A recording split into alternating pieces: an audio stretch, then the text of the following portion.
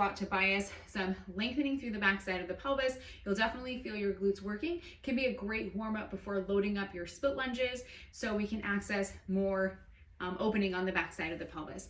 Some things that tend to happen with a split lunge is we kind of come too far forward into our forefoot, maybe even elevating the heels off the ground, or you'll see some toe gripping.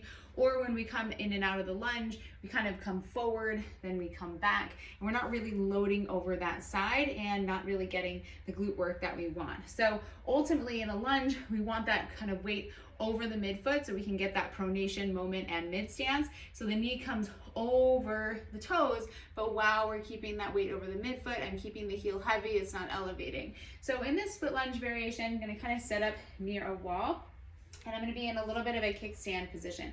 One of the big things is I want you to look and make sure that your hips are actually square. Especially if the left foot is forward, you might have that tendency for the hips to be opening up just because our natural tendency is to kind of rotate open towards the right. So keep those hips square. I want you to even think about doing like a little wedgie pick behind on the left side of the pelvis to kind of think about that's that space that we really want to open up. So you're really close to the wall here in that kind of kickstand position. In this position, hips are square, weight is over the midfoot. So when we about to go into our lunge, I want you to think about literally sitting back into like a hinge.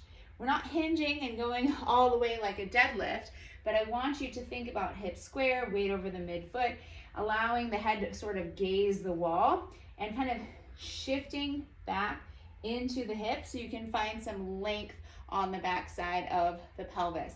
And then from this position, weight stays in the midfoot. You can even think about dragging this left foot back in space so we can leverage the hamstrings to help open up the backside of the pelvis.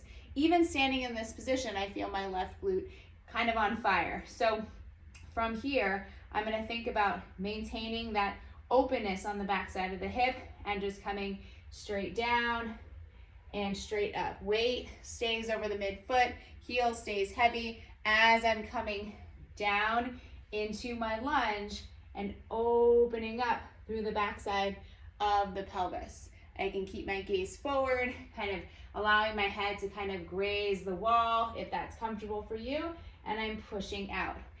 Watching that the hip stays square and you're over that side, weight in the midfoot, slight knee bend, exhale, ribs back, keeping that nice stack position, and I'm coming down into my split lunge. A couple things that might happen when you're kind of working into the split lunge is when you have those hips square and you're kind of going back, ultimately maybe we just kind of use our hamstrings to kind of pull us into almost like that kickstand deadlift position, or we don't have that length we need through the back and we're just gonna round and come into our lunge. So in this kickstand position, once again, hips stay square towards the wall in front of me. I'm thinking about dragging this left hamstring back in space. I have my heel heavy, weight in the midfoot.